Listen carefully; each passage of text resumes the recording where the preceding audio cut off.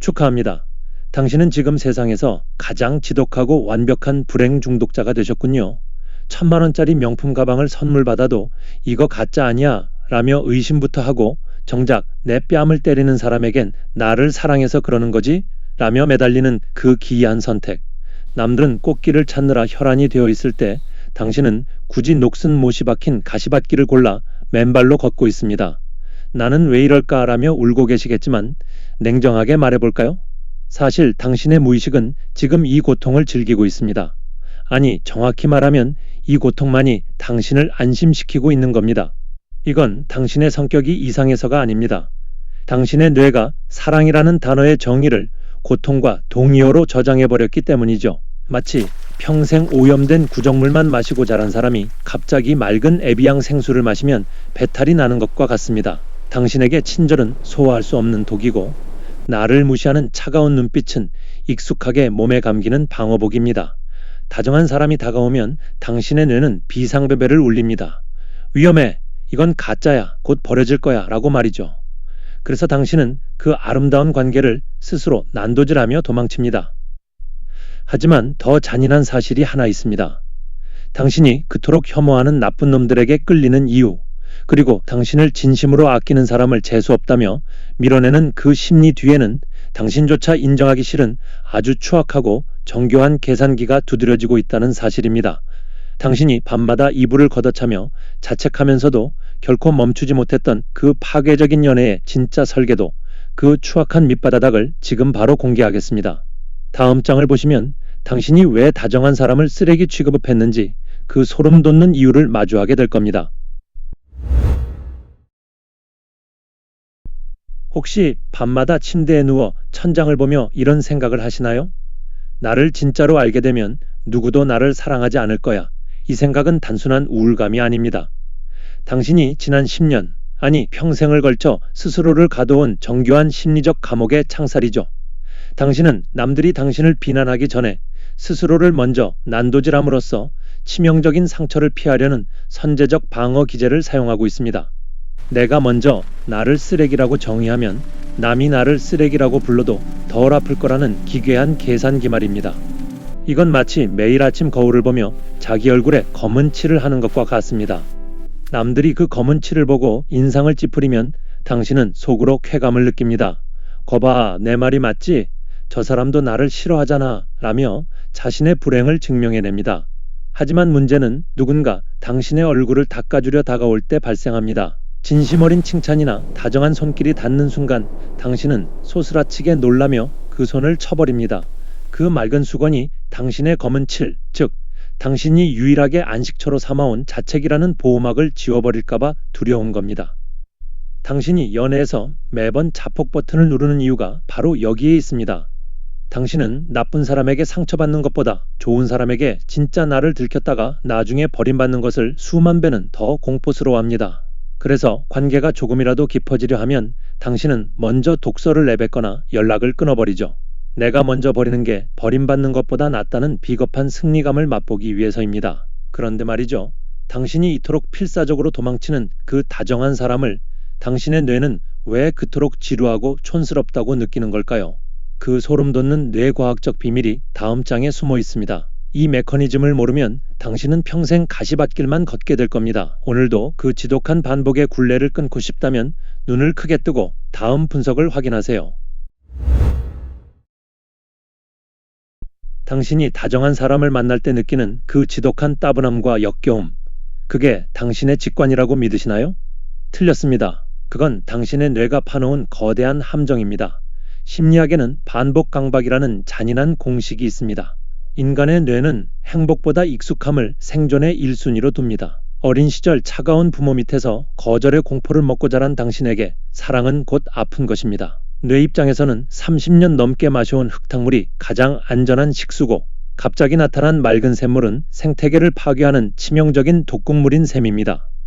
그래서 당신의 뇌는 다정한 사람이 다가오면 비상계엄령을 선포합니다.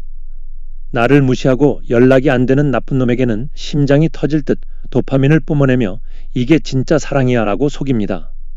반면 나를 아껴주는 좋은 사람 앞에서는 부교감 신경을 강제로 마비시켜버리죠. 그 사람의 말투, 옷차림, 심지어 숨소리조차 꼴보기 싫어지는 건 당신의 취향이 아닙니다. 뇌가 그 사람으로부터 당신을 떼어놓기 위해 급조한 정교한 가짜 혐오입니다. 익숙한 지옥을 떠나 낯선 천국으로 가는 것이 죽기보다 두렵기 때문입니다.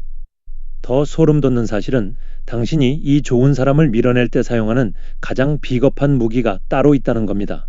당신은 그 사람을 단순히 거절하는 게 아닙니다. 그 사람의 가치 자체를 쓰레기통에 쳐넣음으로써 자신의 비참함을 정당화합니다. 나처럼 형편없는 걸 좋아하다니 너도 참 수준 낮다는 이 한 문장이 당신의 연애를 어떻게 박살내고 있는지 아십니까? 이 투사기제의 실체를 마주하는 순간 당신은 지금까지의 모든 연애가 왜 실패할 수밖에 없었는지 그 피비린내 나는 설계도를 보게 될 겁니다. 도대체 당신은 왜 그 다정한 사람의 신발 모양까지 미워하게 된 걸까요? 그 충격적인 이유가 다음 장에서 이어집니다. 혹시 다정한 사람이 건네는 따뜻한 말 한마디에 소름이 돋거나 갑자기 그 사람의 신발 모양이나 젓가락질하는 모습이 죽기보다 싫어졌던 적이 있나요? 이건 당신의 까다로운 취향 때문이 아닙니다. 당신의 무의식이 가동한 가장 비겁하고도 강력한 살상무기인 투사가 시작된 겁니다. 단 5분 만에 멀쩡한 사람을 세상에서 가장 매력없는 사람으로 둔갑시키는 이 심리적 마술은 사실 당신의 낮은 자존감을 숨기기 위한 처절한 발악입니다. 나 같은 쓰레기를 좋아하다니 너도 참 수준 낮구나 라는 이 한 문장이 당신의 뇌 속에서 실시간으로 집행되고 있는 겁니다. 이건 마치 내가 깨진 거울을 들고 세상을 보는 것과 같습니다. 거울이 깨져 있으니 눈앞에 있는 다이아몬드도 뾰족하고 흉측한 돌덩이로 보이죠. 당신은 당신 자신을 사랑받을 가치가 없는 존재로 정의했습니다. 그런데 누군가 당신을 사랑한다고 말하면 논리적인 모순이 발생합니다. 이때 당신의 뇌는 두 가지 선택을 합니다. 내가 가치 있는 사람임을 인정하거나 아니면 나를 사랑하는 저 사람이 눈 낮은 바보라고 결론 내리는 겁니다. 안타깝게도 당신은 후자를 택합니다. 상대를 깎아내려야만 나 같은 건 사랑받을 수 없다는 당신의 익숙한 지옥을 지켜낼 수 있기 때문입니다. 결국 당신은 당신을 구원하러 온 천사에게 오물을 던져 쫓아버립니다. 그 사람이 가치 없는 사람이 되어야만 당신이 가진 불행의 서사가 완성되니까요. 하지만 이 잔인한 연극의 결말은 언제나 지독한 고립뿐입니다. 나를 아껴주는 사람은 내가 밀어내고 나를 무시하는 사람에겐 매달리는 이 멀비우스의 띠를 이제는 끊어야 하지 않겠습니까? 당신은 성격 파탄자가 아닙니다. 단지 사랑이라는 고농축 영양분을 소화하지 못해 구토를 반복하는 환자일 뿐입니다. 그렇다면 이 지긋지긋한 심리적 거식증을 단번에 고칠 수 있는 치트키는 무엇일까요? 다음 장에서 당신의 연애 인생을 송두리째 바꿀 그 실천적인 처방전을 공개합니다. 단 1분의 대화만으로 당신의 고질적인 연애 패턴을 리셋할 수 있다면 그 기회를 잡으시겠습니까? 지금부터 제가 드리는 처방은 달콤한 위로가 아닙니다. 당신의 썩은 환부를 도려내는 날카로운 메스입니다.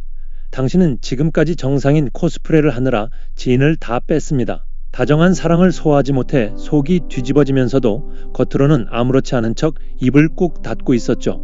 하지만 이제는 그 기괴한 연기를 멈춰야 합니다.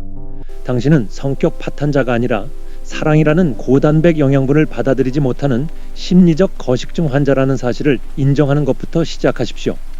가장 먼저 실행해야 할 치트키는 바로 취약함의 언어화입니다.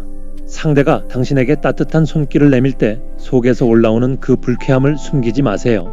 대신 이렇게 말하는 겁니다.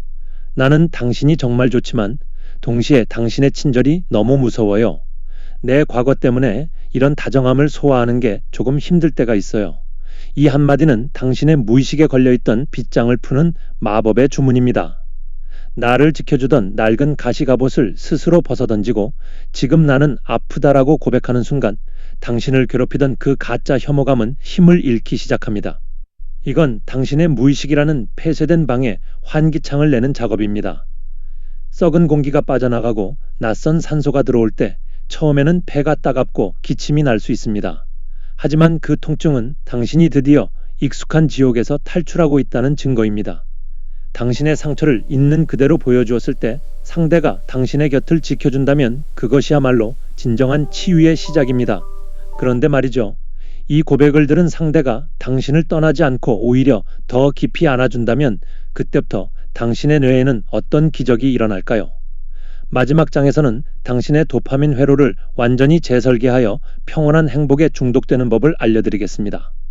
이 마지막 단계를 놓친다면 당신은 다시 가시밭길로 돌아가게 될지도 모릅니다.